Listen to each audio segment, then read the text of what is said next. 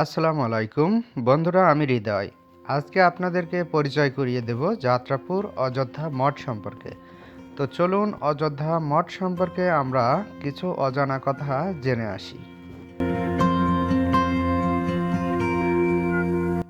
অযোধ্যা মঠ বা কোদলা মঠ সদর উপজেলা বা তৈরি ইতিহাসের সদর যাত্রাপুর বারুইপাড়া অঞ্চলে একটি গ্রামে অবস্থিত। মঠটি সাধারণত অযোধ্যা গ্রাম নামেও পরিচিত।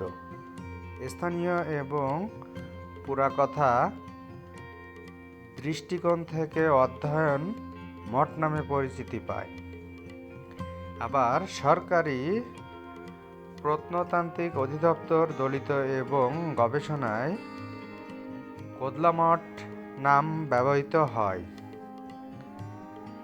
যাত্রাপুর বাজার হতে প্রায় ৩ থেকে ৪ কিলোমিটার পথ পাড়ি দিয়ে ভৈরব নদীর পূর্ব তীরে এই মঠ অবস্থিত। বাগেরহাট থেকে প্রায় ১০ কিলোমিটার উত্তর পশ্চিম দূরত্বে। অর্থাৎ অযোধ্যার মঠ প্রায় গ্রাম আঞ্চলিক পরিবেশে নদীর পার্শ্ববর্তী এলাকায় এক প্রাচীন গ্রাম বা ইউনিয়নের অংশ। এটি শহর থেকে খুব দূরে নয়। গড়পাতা পর্যটন বা ভ্রমণের জন্য বাগেরহাট থেকে সহজে যাওয়ার উপযোগী। প্রায় ১৭০০ শতাব্দীতে সম্ভবত ১৬১০ খ্রিস্টাব্দ প্রায় নির্মিত হয়েছিল।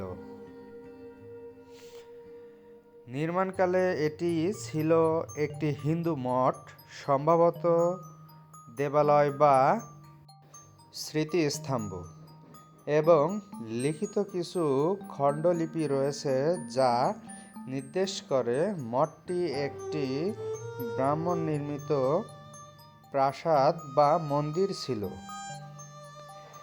তারক ব্রাহ্মণের অনুগ্রহ লাভের উদ্দেশ্যে, অর্থাৎ ধর্মীয় উদ্দেশ্য প্রণোদিত জন্য পক্ষ থেকে জনপ্রমী কাহিনী অনুসারে এটি হয়তো সেই সময়কার রাজা বা তার শাসন আমলের সময় নির্মিত বলে অভিমত আছে যে রাজা প্রতাপাদিত্য তার গুরু মহা পণ্ডিতগণের স্মরণে অথবা তার প্রতি শ্রদ্ধা হিসেবে এই মঠ নির্মাণ করেছিলেন।